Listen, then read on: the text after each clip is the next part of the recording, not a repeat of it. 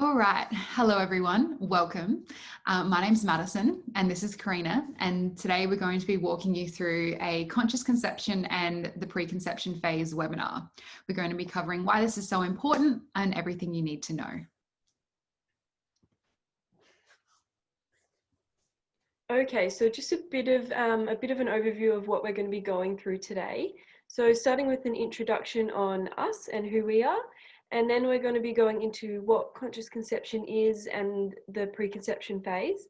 And from there, why this is so important. So we've got a few facts there about why this is such a growing area. And then going on to the 5 pillars of preconception care and what you can do. And then a bit about our conscious conception guided journey. Okay, so we'll begin by introducing us and Women's Wisdom Co. So here at Women's Wisdom Co, our mission is to create and share online courses that are created by women for women to make fundamental health knowledge and wisdom accessible to every single woman in the comfort of their own home. So that's our ethos, that's our mission here, and that's why we've collaborated and come together. I guess a little bit about us. So as I said, my name's Madison, and I'm the dietitian here at Women's Wisdom Co, as well as the yoga teacher and meditation teacher. I guess my journey into health began at quite a young age. I've had digestive issues for a long time, and that's what was my initial spark into the realm of health and healing. And I'm Karina. I'm a women's health naturopath. So I'm really passionate about helping women throughout all their life stages, but more recently, I guess, with my own preconception journey, preconception health has been my main focus. So that's what kind of sparked the idea for Madison and I, and yeah, created Women's Wisdom Co. Exactly. We were both on our preconception journeys and just were overwhelmed with the information and couldn't really find any simple or easy way to access everything that we needed to do to prepare our bodies. So that's what we are creating and sharing.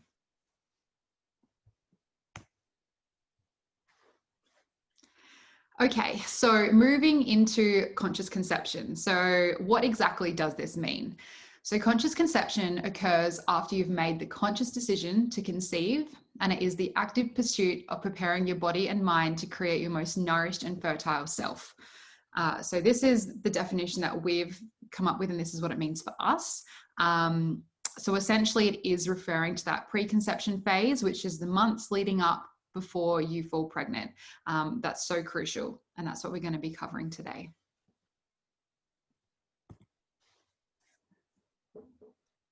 Okay, so this is a bit of a quote from Roy Dittman, who's a fertility practitioner, a well-known one. So, I have consistently observed that when older couples eliminate toxins and prepare their bodies, they have healthier children than those born to younger couples who do not prepare before conceiving. This really goes to show the importance of preparing, no matter your age, no matter what your past has been, preparing for your future child is key. And I think now more so than ever, it's more important with the growing number of environmental toxins and pollutants out there in our world. Like, I think it's just becoming more and more important. Okay, so something that I want you guys to consider, I guess, and I want to reflect on with you. So we're talking about the suppression of our fertility as women. So if you think about it, our entire lives, we've kind of spent avoiding falling pregnant. But I'm going to pose to you, what if instead of preparing for pregnancy the moment we conceive, we prepared for pregnancy our entire lives? And see how that sits with you, see what comes up in your mind. I guess it's a little bit of a foreign concept here in our culture, which we'll cover a little bit later, that it's more common in other cultures, but it's really about, you know, living a life that is setting you up for when you're going to be having children, setting you up and I guess amplifying your fertility. And just, I guess, rewriting the story of our culture. Why should we only start to consider this the moment we want to fall pregnant? Why should we ignore this our entire lives as women until, you know, maybe the month before we decide to start trying? I guess it's really something we should be taught in schools. Yeah, exactly. It really is. Like, a lot of us have no idea, and I guess we're here to rewrite that for everybody, because this is the foundation of everything. This is the foundation of life.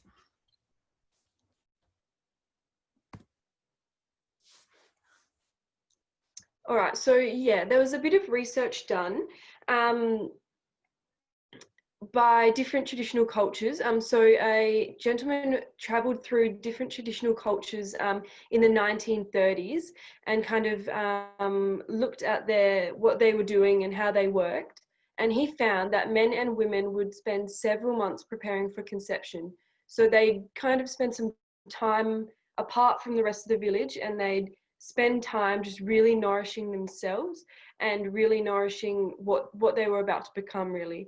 So one of the sacred foods he found among many cultures was butter. So butter made from milk from properly raised grass-fed cows. And this is such a nutrient-dense food. These couples had gone away and spent time eating that and just really filling up their bodies ready for the next stage of their life. It's really quite cool to hear that even though back then they knew the importance of preparing before just conceiving. Mm-hmm. And it's basically like, I guess you would say that the West is one of the few cultures that don't do this. Like, this is common all around the globe. Yeah, so I think it's time we take some notes from these guys that really knew what was going on all the way back then.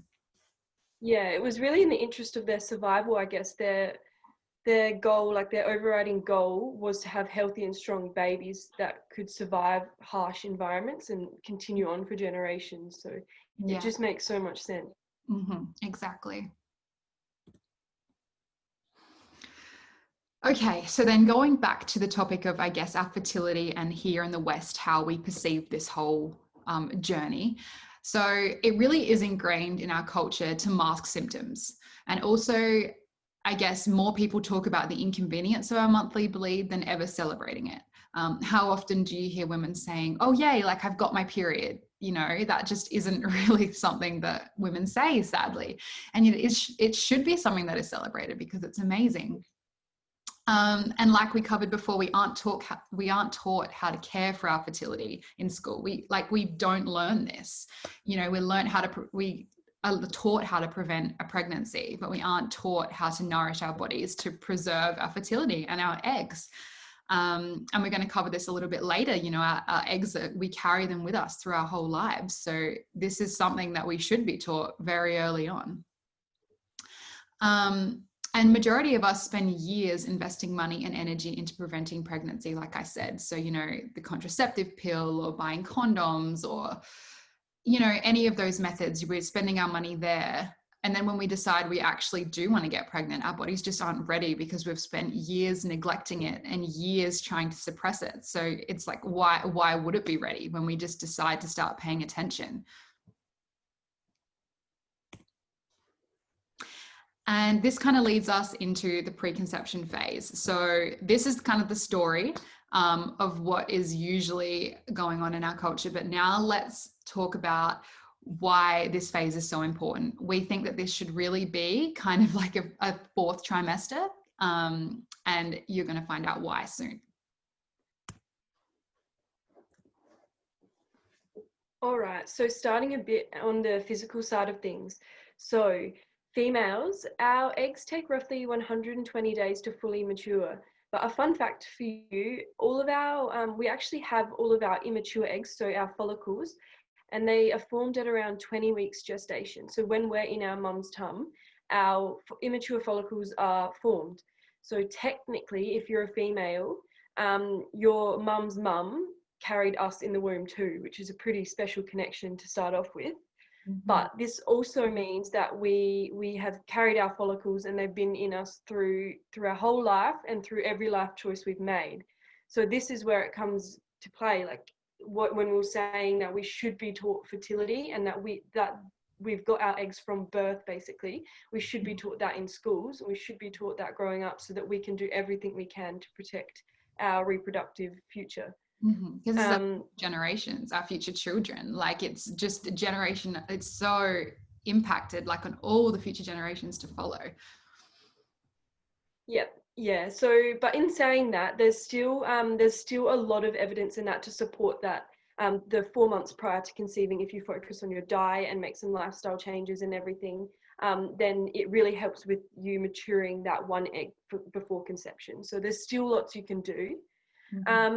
The mother's diet and nutrient status is basically what creates the building blocks for your bub, so for baby's growth and development and everything. So everything that the mum has is kind of used to build your baby.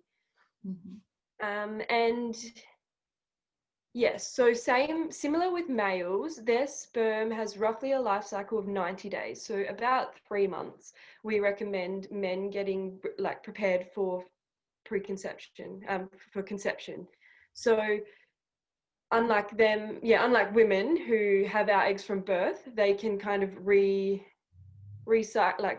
change what they're doing basically to improve their sperm health. Regenerating, isn't it, really? Like they have the chance, I guess, to totally scrap everything and start from scratch, which I think is pretty cool. Should be quite empowering for the men. So yeah, everything in that 90 days period, I guess, is influencing that sperm health. So that's why it's crucial for the males to be on board as well.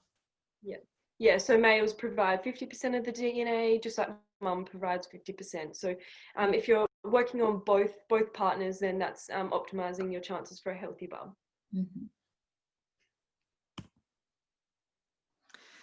Okay, so what happens if this story kind of goes a little bit wrong? What happens if we aren't preparing? So I guess it's no secret that childhood illness is on the rise.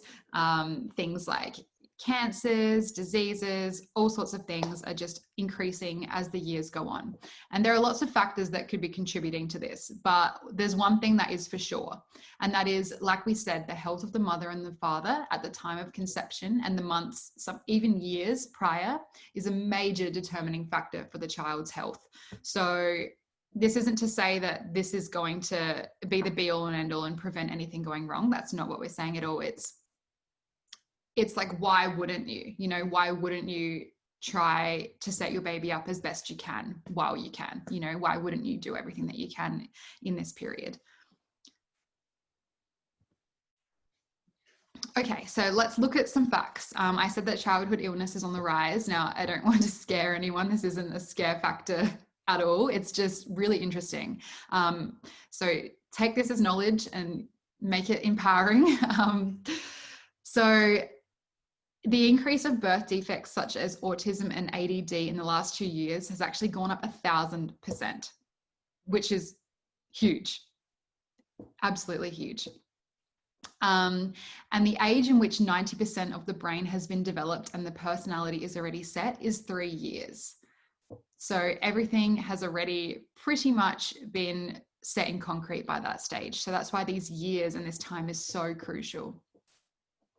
And then 50% of children born today have subtle birth defects that manifest later in life. So things like obesity and asthma, just because, you know, for the first 20, 30, 40 years, things are all smooth sailing. That isn't to say that there aren't things that are going to come up later on in life. Yeah, so that's a bit of a big one there. And then another huge fact for us here in Australia is 1 in 6 couples have fertility issues and trouble conceiving. And I think this is projected to be, I can't remember the exact figure, but it's going to be even worse in the years to come. So that's kind of a bit of a picture. And this is just relevant to us here in Australia. These are all Australian figures that we're quoting here.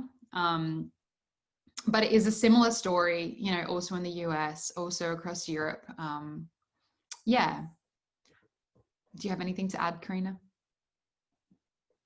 I think just the 100% one there, that was American statistics, but oh. There you go. But yeah, I mean, it's a lot of the same story is happening here. A lot of it is applicable here as well. But very similar, yeah. Mm-hmm. Yeah. So I guess all of this is happening and there isn't really a lot of explanation or a lot of like definitive answers as to why, would you say? We kind of just left the stats. It's not talked about. Yeah, it's kind of like, this is the picture, this is the situation. No real solutions are given to anybody. Yeah, everyone's just accepting it for what it is, which there's so much that can be done to improve these statistics, like so much. Yeah, so it's about, yeah, I guess we don't want to passively just watch these rise. So the power, it falls back to us. The choices, it all falls back to us. And so I just want to end that on. So we all want to have brilliant, smart, healthy, and thriving babies that go and live happy and fulfilling lives. So we would do anything that we could for our children. So why wouldn't we spend the time creating the most nourishing first home and setting them up for health as best that we can? You know, why wouldn't we take this 4 months minimum to prepare? I think a big point to make is as well, once we have conceived, there is little to nothing that we can really do in terms of cleansing and clearing to prepare our bodies or our space, because then once we're pregnant, everything, you know, filters through the baby and things, it's not safe to be doing so. So that's why it's crucial that it's done beforehand, because once you're pregnant, there, like I said, there isn't a lot that you can do.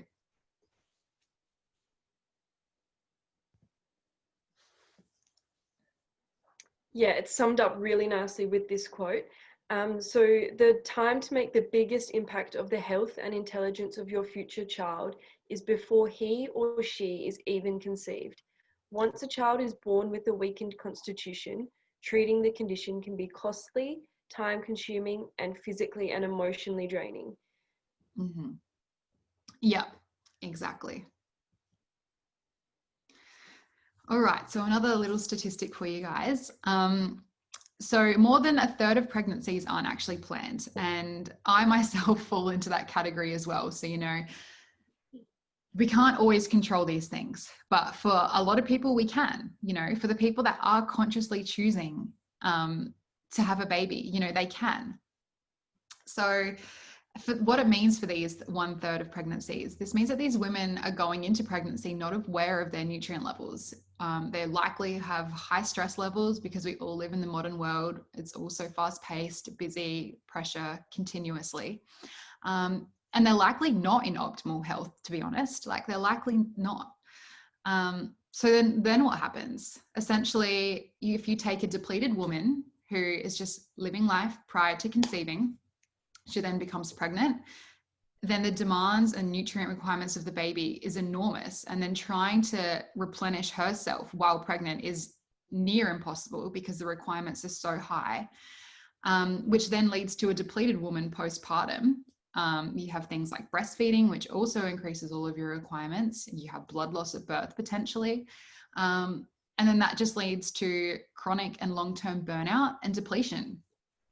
And then what happens after that? Then if women don't correct that after, which I mean, it's incredibly hard afterwards because then you have a little human that you're chasing around and you're not your first priority anymore. And then you're likely going to get pregnant with a second or third in the coming years. And it just compounds this picture. Just keeps spiralizing, yeah. We just have depleted and depleted and depleted women. And as each pregnancy goes on, your nutrient levels just decrease and decrease. So that's why this preconception period is so important. Okay, so now we've painted the picture of preconception and why this is such a crucial stage. So let's actually hone in on, okay, what can we be doing in this period?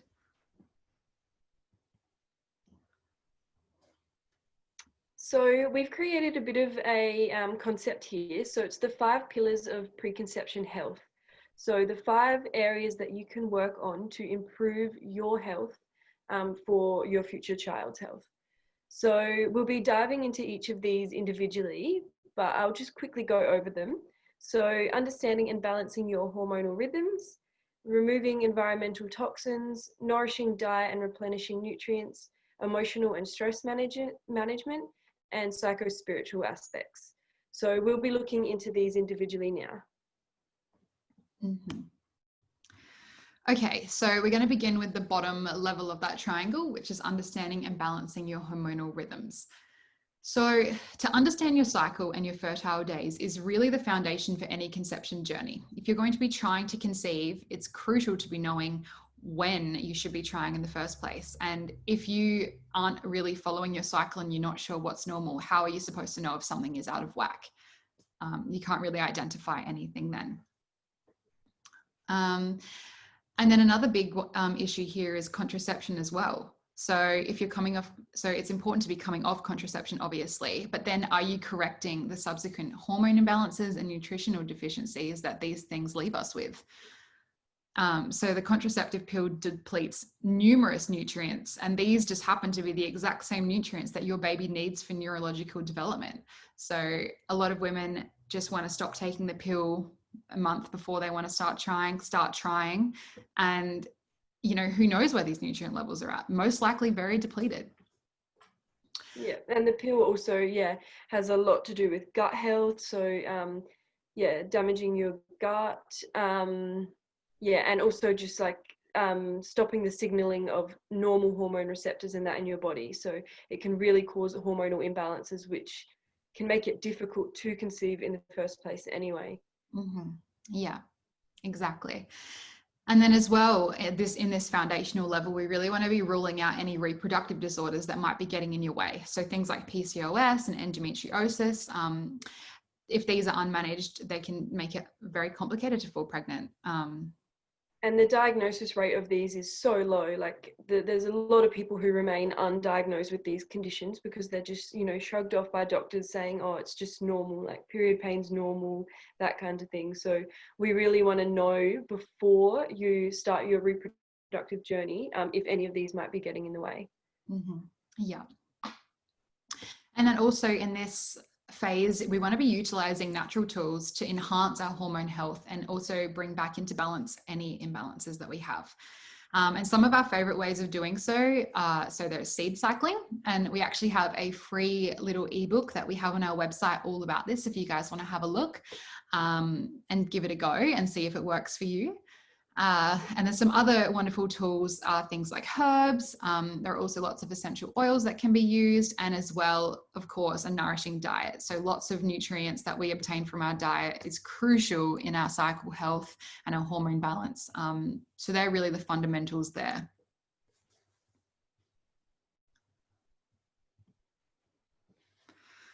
Okay, so the next pillar moving up. So once we've kind of addressed the foundation, our cycle, then we can start looking at our environment and environmental toxins. So what we're referring to here is both the toxins that we use in our home and also what we use on us, on our skin. And a big one is parabens. Yeah, so you've probably heard about parabens. It's one of the most commonly known toxins that are found in makeups and skincare, shampoos and conditioners, that kind of thing. So one study actually found diminished ovarian reserve in women who were exposed to high amounts of parabens. So their ovaries weren't working as well as they should, so conceiving would be hard. I also found another study that showed decrease in fertility in marine animals after these chemicals had ended up in the seas, which is just so worrying. Like, we're putting these chemicals on our skin and then washing them out into the sea, and they're still affecting, like later down the track, they're affecting the sea animals that are exposed to them. Yeah, that's scary. Mm-hmm. Yeah, so things, like makeup, skincare, cleaning products and that, they also contain like endocrine disruptors, which can interrupt your hormone function. All of these things that are kind of affecting our fertility levels. Mm-hmm. Yeah, and so many women expose themselves, women especially expose themselves to so many chemicals just in the space of one day. Even I remember reading a statistic, I think it's over like 250 chemicals just in one day. And lots of these we don't really actually have the long-term studies to assess their effects. Like, a lot of them we don't really know because they're relatively new. So I guess we're using ourselves as the biggest experiment, sadly. And then some other really important areas to address as well is also your water. So where are you getting your water from? It's no secret that tap water is incredibly contaminated. And then also things like air and food quality. So the air you're breathing, they can be airborne pollutants. Some pesticides and insecticides go into the air. And then also with food, we're talking about things like, are you having non-organic food that's been sprayed with pesticides and herbicides? that can then go and further wreak havoc on your body. Some of those are endocrine disrupting. Some of those act in ways of antibiotics. So even if you haven't had antibiotics in years, you know, you could be indirectly having traces of that through these sources as well. So yeah, we live in an incredibly toxin-filled world, and we're exposed to an array of toxins every single day. So what can we do about it? I mean, a lot of it can be unavoidable when you're out in the public, but just making sure that your detoxification pathways are functioning at their best. So this is crucial. These are the processes in our body that handle what we're exposed to. And I guess if we're not making sure that these are functioning optimally before falling pregnant, then we could be unintentionally exposing our baby to any nasty things that haven't been cleared from our bodies. And the three key ways we handle body toxins in our body is via our gut, liver, and lymph. And Karina's going to go into a little bit more on those. Yeah, so just briefly, the gut really helps to clear waste through healthy bowel motions. So getting rid of all of those things that we've kind of detoxified in our body, and then we want them clearing out. So it's important to have regular bowel motions and healthy bowel motions. The liver, so kind of like the master filter of the body, it really, all chemicals and toxins get passed through the liver, and the liver neutralizes them. So neutralizes them and then removes them. So they're no longer an issue for our body. And then the lymphatic system as well, which helps to clear waste from, you know, old products from our blood, and helps to detox the body that way. Mm-hmm. So yeah, with this kind of level of our triangle, it's really important to make sure you're reducing as much exposure, reducing that toxic load, and also then making sure you can detox what you are exposed to. So making sure that's all functioning. Yeah, it's really important. We kind of think of it as your body is going to be the home, your child's first home, for their first 9 months. That's where they're going to be living. So you want to make it as clean and as like healthy and good for their health as possible. So that's where this level comes in. Exactly. You know, rather than, you know, painting the nursery and getting some beautiful furniture and bassinet, like why wouldn't we make our womb the most incredibly beautiful place as well? Yeah. Okay, so moving up to the next level of our little pyramid here. So we're covering nourishing diet and replenishing nutrients. So as we addressed a little bit earlier, I think little Reef's awake. That's okay. Dad's got him.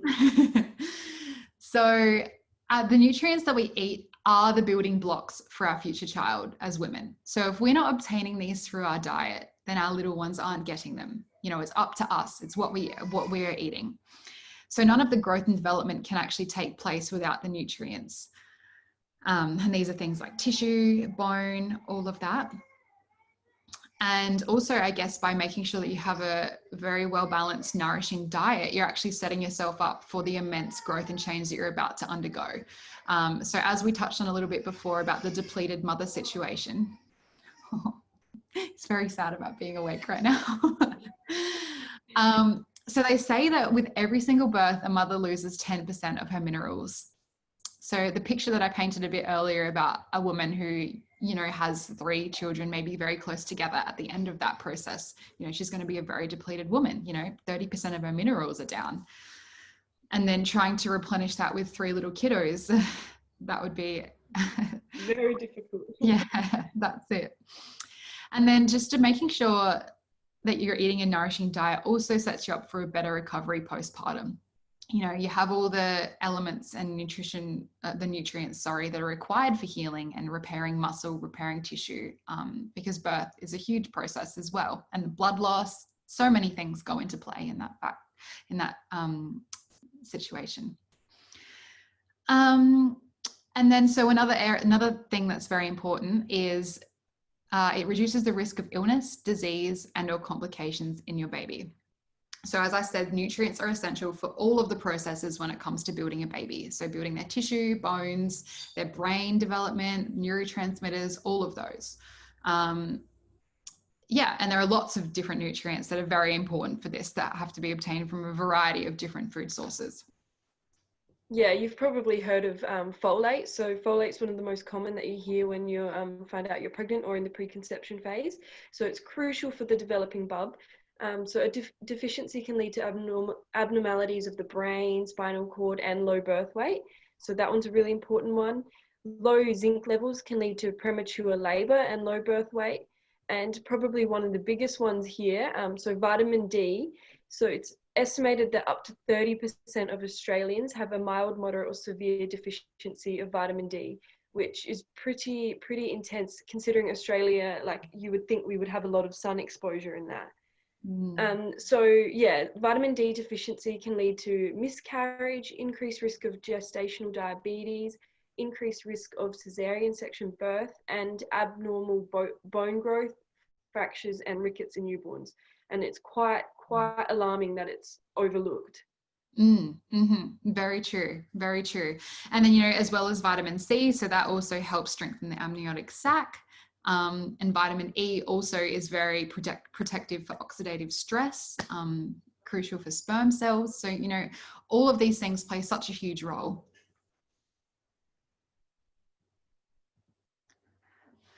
Okay, now moving another notch up into in our little triangle here that we're covering. So we're going to be talking about the emotional preparation and also stress management. So we've covered a lot of very physical elements, I guess, of pregnancy and preconception, but pregnancy and birth is just as much an emotional journey as it is a physical one. So you are moving into an entire new state of being. You're becoming an entire new version of yourself that you've never been before. And of course, with this, you know, lots of things are going to come up. It's going to be an emotional journey. So it's really important to make sure that you have outlets and tools that you can utilize and refer back to help kind of process and clear what comes up for you on this. Or better yet, even work on clearing these before you actually fall pregnant. I know personally for me, you know, my pregnancy was a very emotional journey. I didn't really address a lot of things that I didn't know were there. It kind of brought up heaps for me.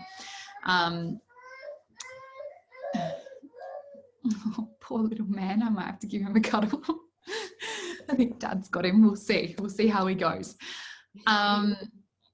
Yeah, so like I said, like, you know, if you have the chance, you know, it would be amazing to be working on this and clearing this beforehand.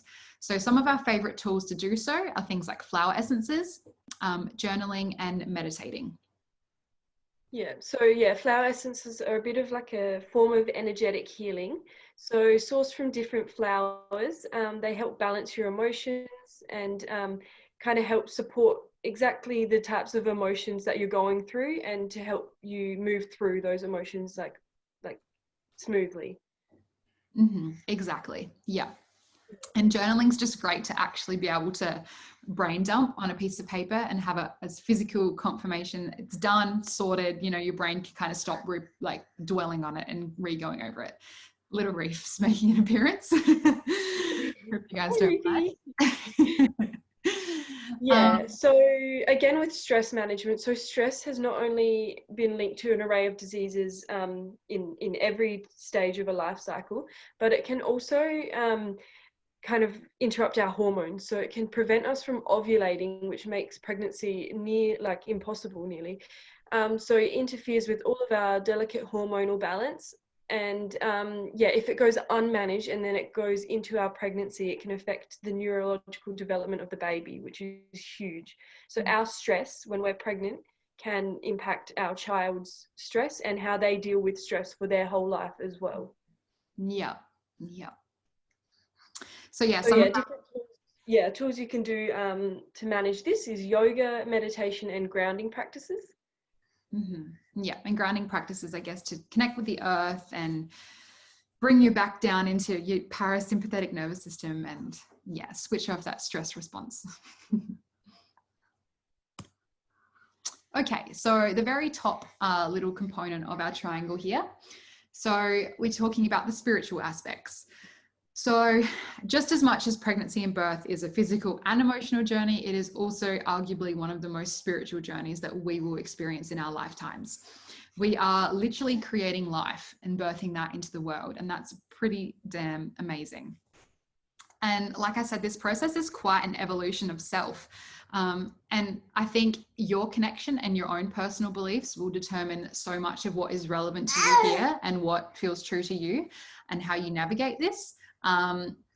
But I guess it also as well, another point is regardless of how much preparation we make and how long we spend preparing, ultimately there is always an element of divine timing, or God's will, you might say. So there are forces outside of us and that are just out of our control when it comes to creating life. And like I said, here you go. Yeah, it's all very, very individualized. So we believe this is quite an individual journey, and it's all about finding what feels true to you. So then, now that we've got all of that background knowledge, we invite you guys to join us. We have created a little bit of a conscious conception journey that we're going to cover and share with you now. So our Conscious Conception online course is a 12-week guided preparation journey created by us, so both a naturopath and a holistic dietitian. We are intertwining our fields of areas of expertise to deliver a whole body and mind approach to preconception preparation. So we're covering all aspects of what you need to be doing to get to a healthy conception, basically. So we are including weekly lectures, downloadable handouts, walking you through the 4 foundational pillars of preconception care. And each week we'll be providing an action step as well. So we'll give you the lecture teaching you what to do. And then the action step is how to implement that in your life, how to get that change in your life to improve your health and your reproductive journey's health. And it also gives you access to an online community for all of those walking this same path, a bit of a place to connect and check in with others. Mm-hmm. Yeah.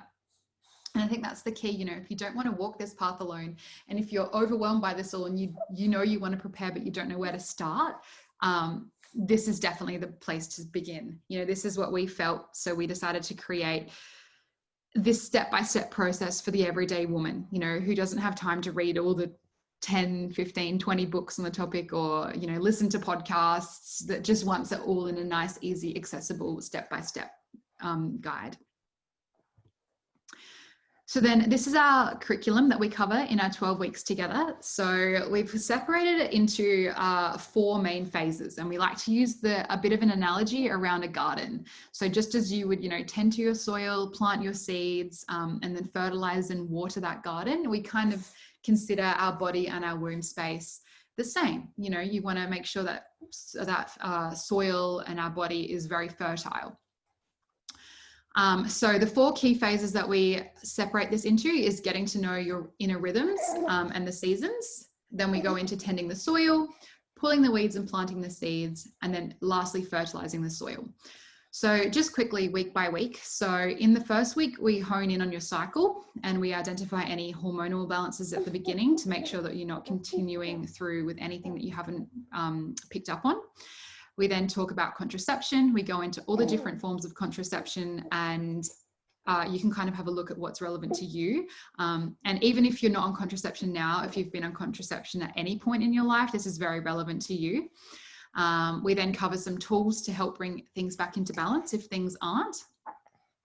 And then we move on to, in week 4, we dive into the diet and all of the nutrients that are crucial for preconception.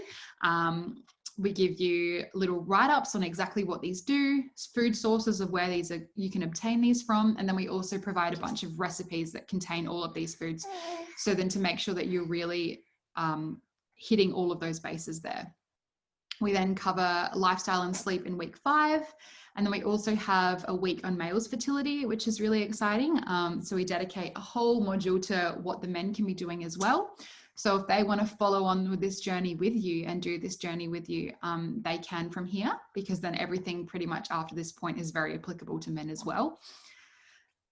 Week 7, we touch on cleansing. So this is where we go into, the gut, liver, and lymph that we touched on, and how to make sure that they're all functioning optimally. And then weeks 8 and 9, we dedicate to low tox living. So we cover our homes. We also do some little activities around identifying any areas of toxins in our lives and how we can switch those. And then weeks 10 and 11 are very much mind-body medicine, We're covering stress, emotional preparation, giving you tools to help manage the stress in your life, and it also clear any emotions that are blocking you or coming up as well.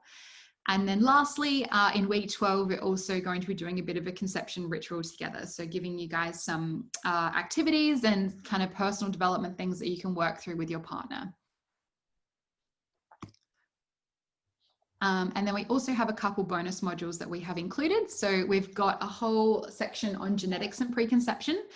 So there we cover some really important genetic factors that could influence this whole picture for you, about how we process different nutrients and what's really important to be aware of before conceiving.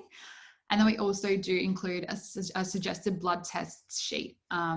So then you guys can have a bit of a look and see what levels are crucial to make sure are all in ranges before trying to conceive.